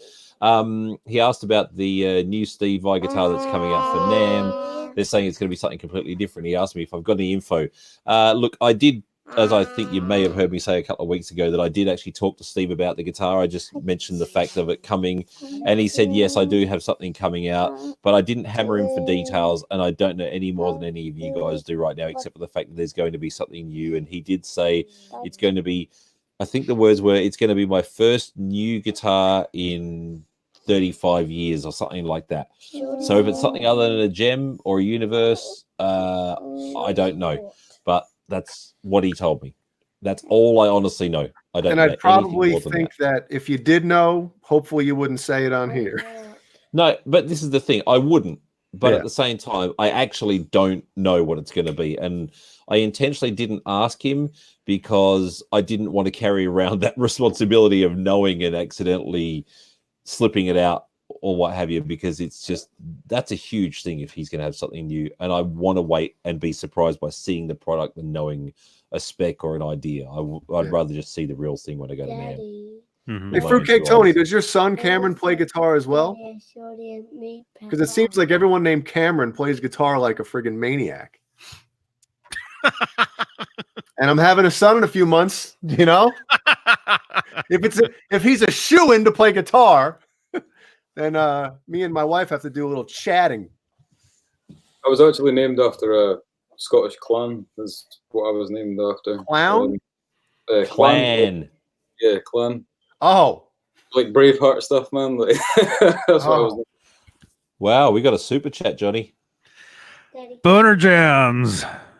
Well, I apologize for mishearing you, Cameron. No, it's all good, man. Huh? It just vanished. He says 2 questions for the gang. 1, your thoughts on perineum sunning? What the hell is that? And 2, anyone need a date for Vietnam next month? I don't know if I should Google that first one. Yeah, I don't know if I should have read it either. I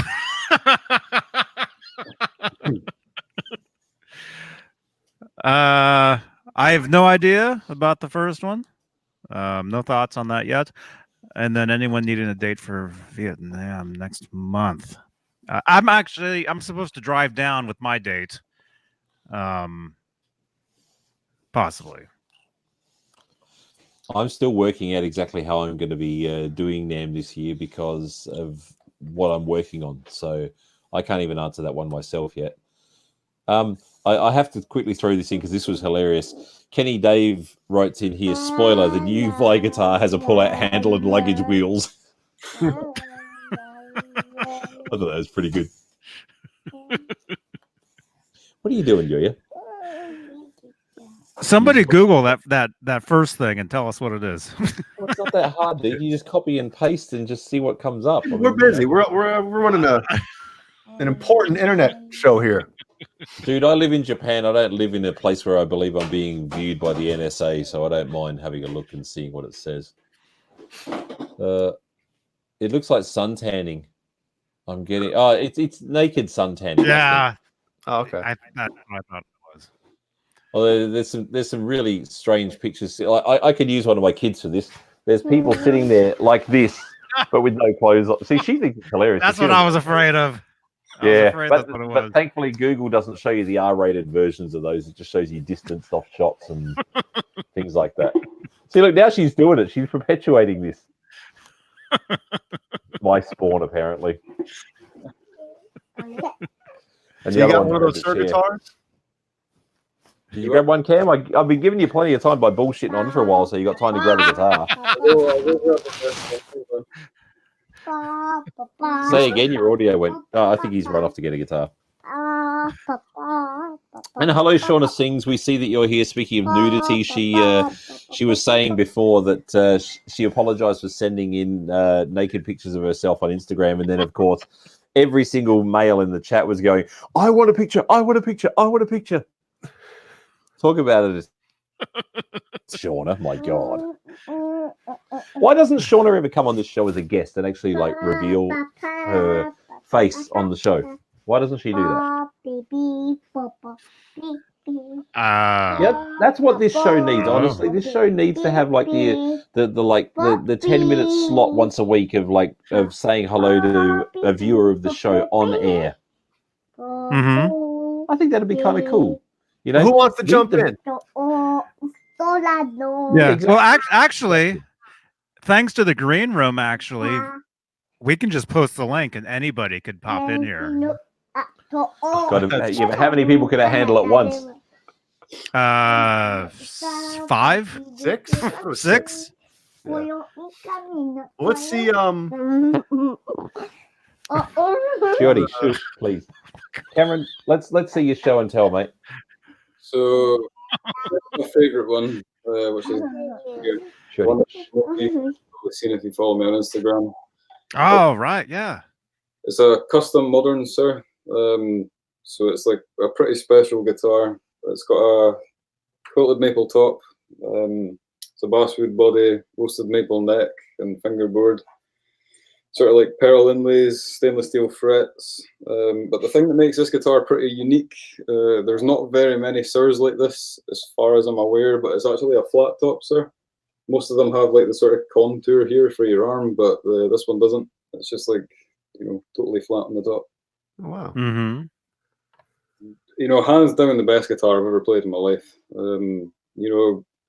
I used to be one of these guys that would constantly like, oh, this guitar is amazing, then I'd play that one for a while, and then I'd like, move on to a different one. But ever since I got this guitar, it's like my go-to thing every single day. I never get bored of it. Sounds amazing. It never goes out of tune. It's so versatile. Such a beast. Everybody likes the back of Sirs as well. I don't know if you can see that properly, but it's got like a huge cutaway under the horn so that you can get right up to the like 24th fret easily. So, Mm-hmm. but yeah, this guitar is definitely my favorite guitar. So hopefully you enjoy that, Metal Soda. When did you get that one? Where or when? When? I got this guitar April this year. It's so good, man. Honestly, that'll be me. Like I'll sleep beside this guitar, man. That's how much I like it. I'm not even kidding. So. Metal Soda says roasted neck. Yes, right? Isn't it? Yeah, Say? roasted neck. So the obvious question is, does it fit in the jack? What? Does it fit in the jack? What happened to your volume? Oh, my microphone turned upside down. Is that better now? No. It's too late. The volume's not right now? Is the volume okay or not? I don't know what happened. What? Is it working now? Yeah, we can hear you. It's kind of quiet. It's too late. The moment's gone. The joke's dead now because the moment's gone. I think it was quiet, isn't it? Oh, now you're going up. Now you're bumping. I'm bumping now, am I? How's that now? Is that too loud? Can you hear me? Is it really that bad? Is it okay now? Yeah, Is I it guess. fixed? Yep. Too late. The moment's gone. It's totally an input jack joke, man. And the great thing about it is it's got an input jack and a whammy bar. So depending on what way I feel that night, I can have fun either way. So that's good. This is the sort of conversations Cameron and I have all the time. We're just real lowbrow.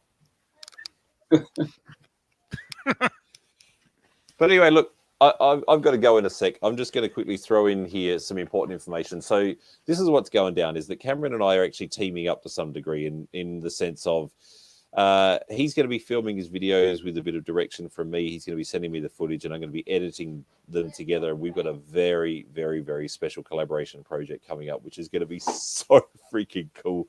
And I'm not going to tell you what it is yet. He was tempted to tell everyone. He's like, I'm going to tell everyone. I was like, no, let's just keep it. But let's just put it this way. He's going to be doing a very, very cool Van Halen video coming up for you very shortly, which is going to be so exciting and fun. So I'll be doing all the editing and giving him the direction and the planning and stuff, and he'll be shooting it all back home in Scotland and sending it over to me in Japan.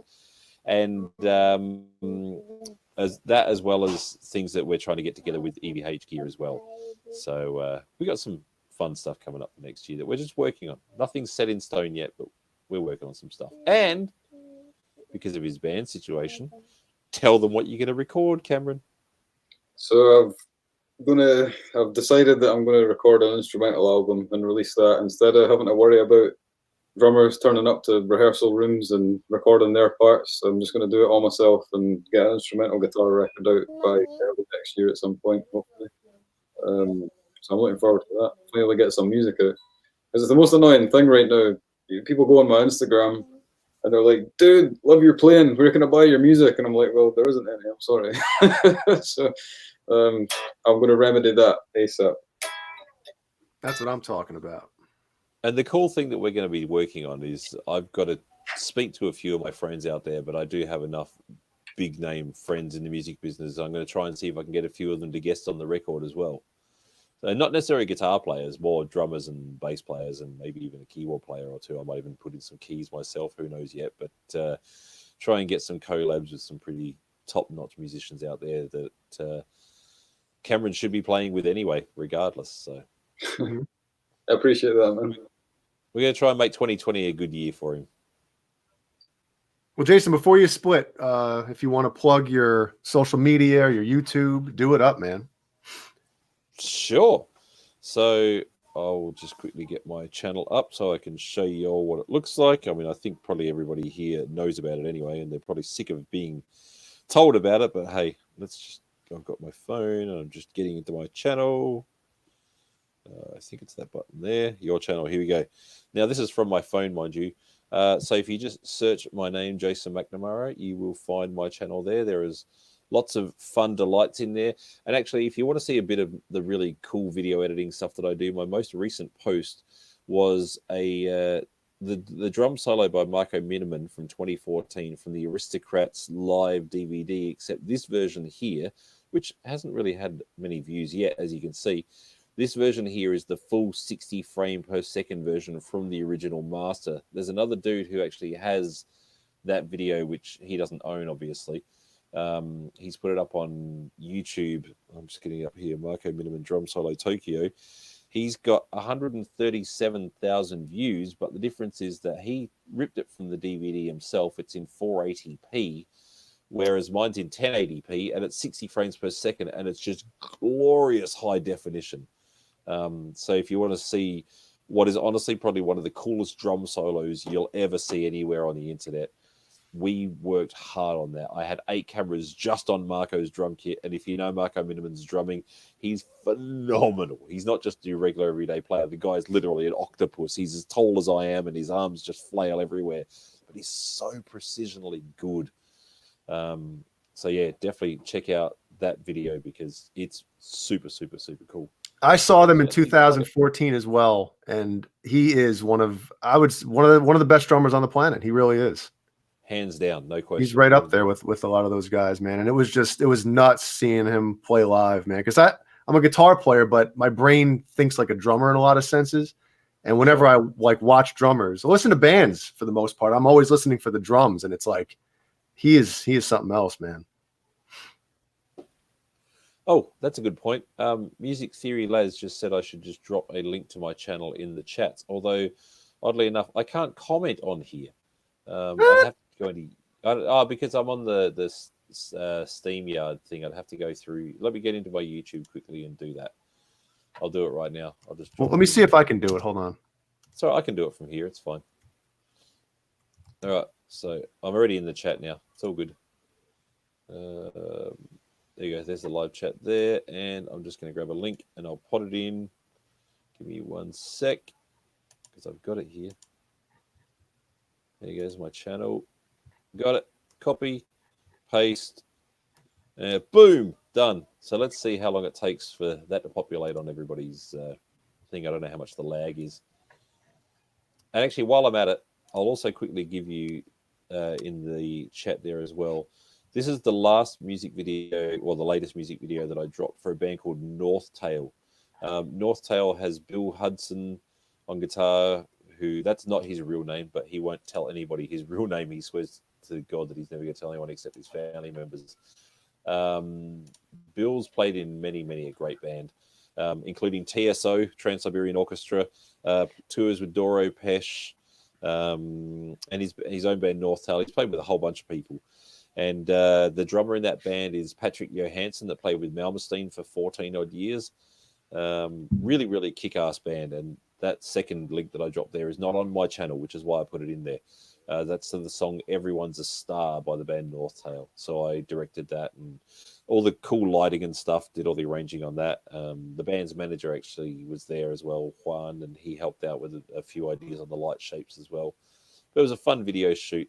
The very last shot on that video, on the Everyone's a Star video, we did a one-take shot running into the middle of the Shibuya Scramble crossing here in Tokyo, that kind of Times Square type spot of Tokyo, and went around the band a bunch of times, all in one take, which was quite hard to do. We had to do about 11 goes till we got it right because of people jumping in front of the camera and missing the cue and stuff like that, but it came out really well, so pretty happy with that video. And I'm still sitting here on screen because Johnny's left the building for some reason. There he is. Oh, am I here? You're back. Oh, Well, you disappeared and just left the camera on me, and now you're back. no, I've been sitting here. You just been picking your nose off camera. Yeah. Guys, I gotta go. I really gotta go. I said I know. I'm feeling really bad for Cameron. I should probably call it a night. I feel bad. What time is it right now in Scotland? It's 5 to 3 in the morning. Oh. Party time. You know, like, what you guys aren't seeing is that all the guitars I've showed you tonight, I'm propping them up to keep myself awake right now. All right, well then, say bye-bye, Superman. Bye-bye. see you. Oh, nice. Bye. I like that shirt too, man. Shirley, say bye-bye. Bye-bye. Bye-bye. See you, Jason. Bye. See you guys. Cameron, I'll speak to you sometime in the next 24 hours or so, I'm sure. As Perfect. usual. Speak to you soon. Don't get jealous, Jay. About what? Me and Cameron. If you look, if he pans his camera to his right, I'm sitting right there.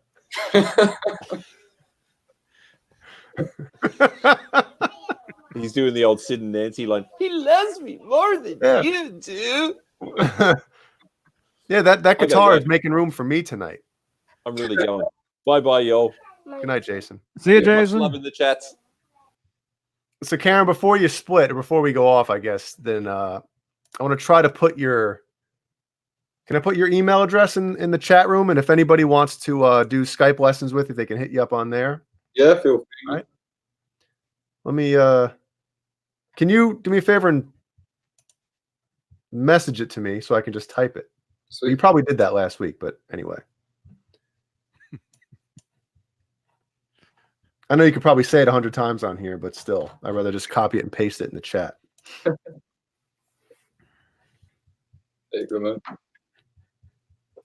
Hope I sent that to the right person, actually. Let me just do it. You sent it to my mom, dude. Oh. Make sure it wasn't the one that sent you the long DM on Instagram. Oh, no. I was terrified, man. I thought she was joking at first, so I kind of went along with it, and then I saw this big message and decided that I didn't want to ever look at social media again for a few days.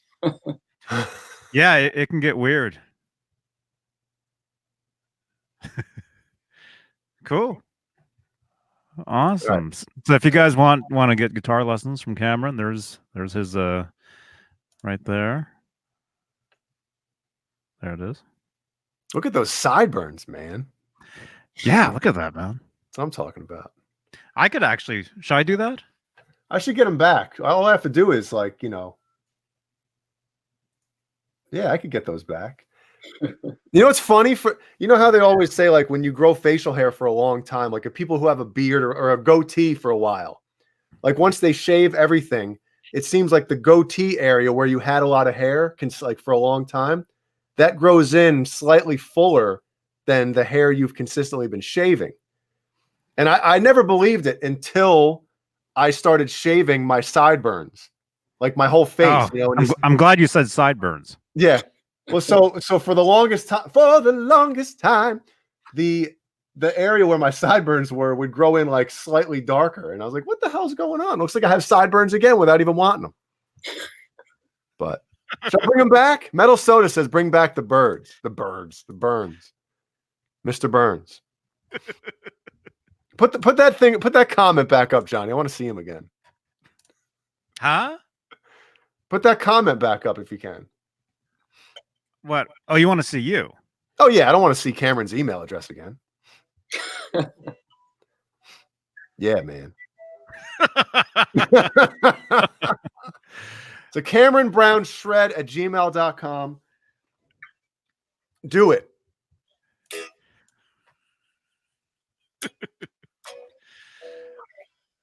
Man. Anything else, boys? Oh, crap. Cameron, you want to say anything else before we split? Just thanks for having me on again, guys. It's I watch the show every week, so I usually stay up and watch it every Friday. So staying up this late isn't too bad. Oh, so this is normal. Yeah, I usually stay up. I get like a whole bunch of junk food and just sit and watch you guys talk about guitars and stuff. It's fantastic. But, Or talk about junk food. yeah, Then the next week, you're like eating the stuff. yeah, exactly. You're like, man, those, whatever we talk about. Well, Those things are actually pretty good. Well, Jason, who obviously just left, he's the one who kind of connected us with you, Cameron, because usually, for the most part, when we ask a guest to be on, a lot of times they have no idea about the show and who we are. Mm-hmm. So that was the cool thing with you. It was like, Jason was on. He's like, oh, Cameron Brown is watching the show right now, and I'm messaging with him, and I was like, wait a minute, holy crap, I follow him on Instagram. And it's just cool when you find out that like somebody that you follow actually knows who you are too. That was super cool. So we didn't have to like twist your arm to come on or anything like that. Yeah, no, it was great to be on, man. I'm happy to be on anything. It's been fun being on tonight. I hope everybody in the chat can understand what I'm saying for the most part. What? Huh? I knew that was coming, man.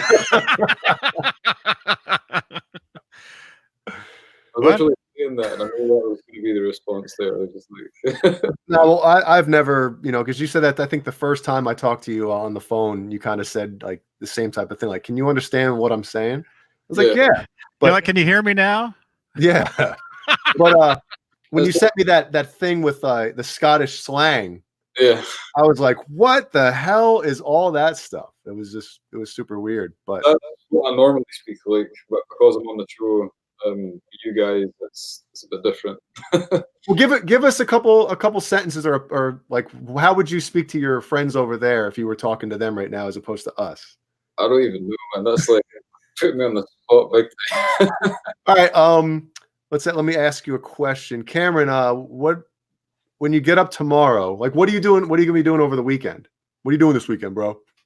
It's not so much stuff like that, man. It's just like, so for example, over here, if we say, for example, you guys will say you don't want to do something. That's how you would say it. You'd be like, I don't want to do that. But we say like, I don't want to do that. That's how you say don't want to do that. That's basically how you say that kind of thing. I'll spell it out for you and let you see what it looks like. Hold on. This type of shit is fascinating to me. Hold on. Mm-hmm. Yeah, it's there's so many different things you learn around here. The DINN shit, it just went away. It pops up on my screen for a second. DINNAE want TIDAE. Hold on, I'm gonna copy this and put it in the chat because it's pretty cool. So when you hear us talk, right? Yeah. Do we sound weird? Probably not, because of like American movies and shows, right? Not really. The only sort of American accents that I sometimes have a problem with understanding, I mean, apart from like, how you get those like fake sounding Americans, like the Kardashians and stuff. Oh God. Sometimes find that hard to understand. Where's the puke button, Johnny? I don't think we have one on here. I sometimes find those guys hard to understand, but I think, guys from like maybe like Texas or something, like quite South American, like you know when they're like kind of, I don't want to say the word redneck, but like well, you just did. that kind of sound, man. You know, they're just like, Hey man, what you mean by doing over there? yeah, Oh, Cameron, you know what I'm saying over here? it's like, you know, but you kind of get the gist of it eventually. But to be honest with you, they'll probably be like, "What the hell is he saying?" You know. So yeah. Well, I mean, like I said, you guys have the I don't want to say benefit, but like you know, Americans for the most part, like we're not watching like Scottish shows where we normally hear that type of you know, yeah, whatever. Where you guys, whether even music, like when you listen to music, Mhm. it's, you know, I guess, how do I say this without sounding like a retard? But I don't know. it's Like you actually, hear how we talk more than we hear how you talk. it's really funny, man. The majority of people that actually think I'm American until they hear me speak is hilarious. I posted a video, like a rig rundown video earlier on this year, and so many people were like, "Dude, what the hell? Like, you know, you sound like Braveheart." And I was like, "Well, that's because I'm Scottish, man." So, yeah, it's fun. You might have to do a reaction video because Fruitcake Tony is saying, Jay, get Cam to watch an episode of Moonshiners. And I'm assuming that's a show where some Southerners are making moonshine, and it's probably Mudmouth City. Oh man, I will need to check that out. I mean, it's like, you know, I'm not calling Steve Ray Vaughan like a sort of redneck kind of guy, man. Like, I hope that's not a bad word to you guys, by the way. I'm not being like racist. Not to me, it's not. No. But like, I bet those moonshine guys, if you called them that, they'd be like, "You son of a bitch." it's probably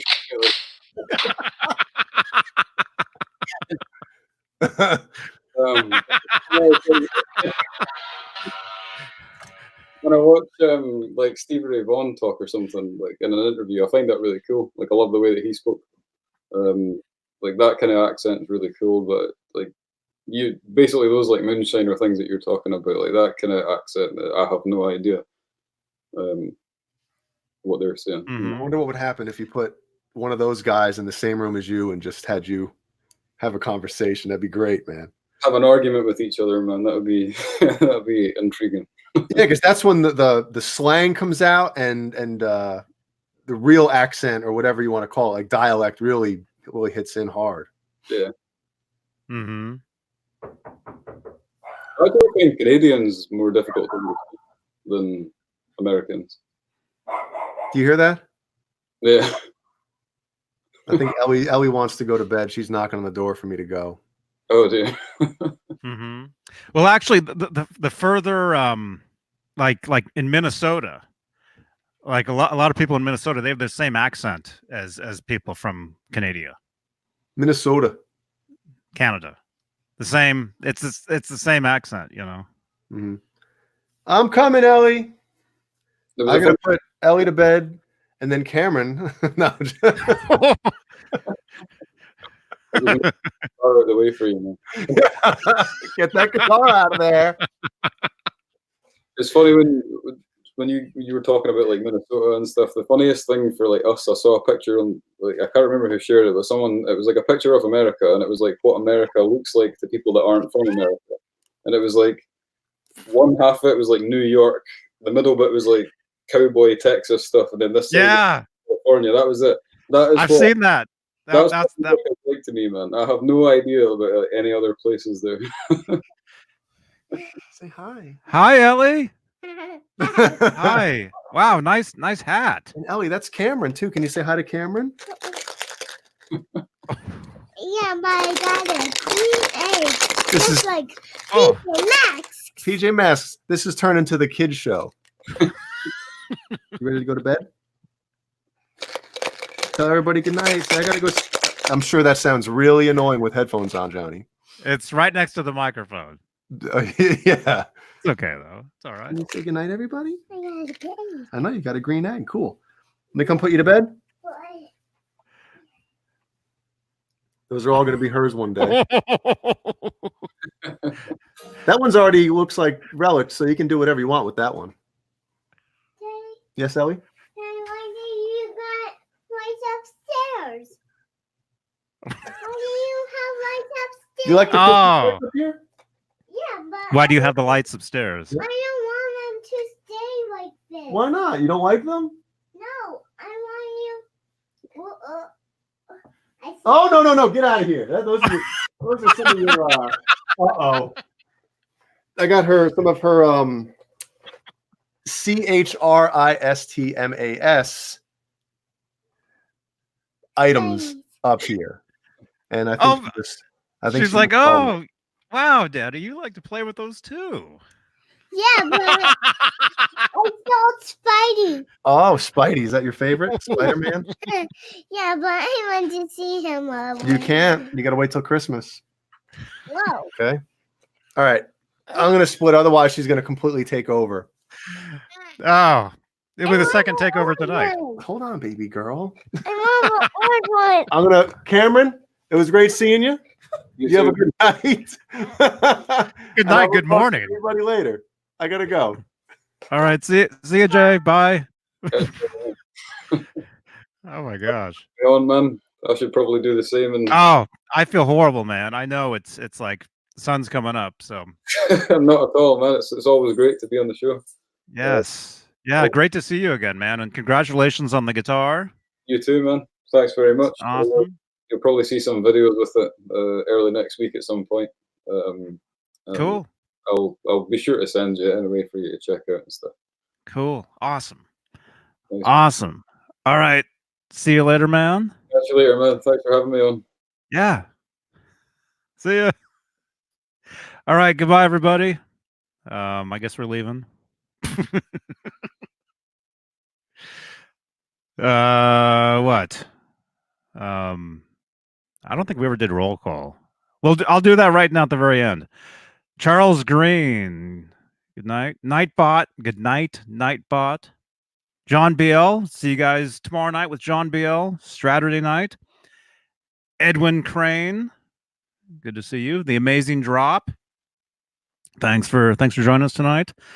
The Dog Paw. Alley Cat.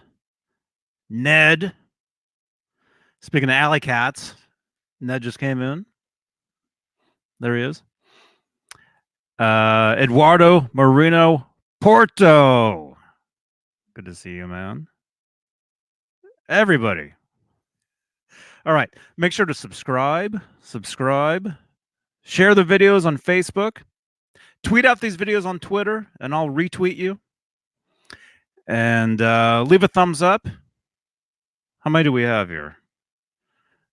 We got 54. Let's see if we can get up to 100. There we go. All right. Free kick Tony. Oh my gosh. All right.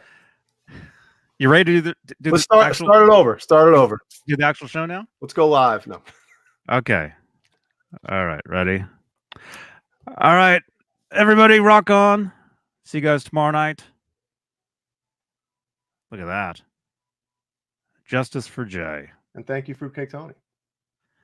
And some of these might be in that package, Johnny, that I sent you and Dave. They just might be. There we go.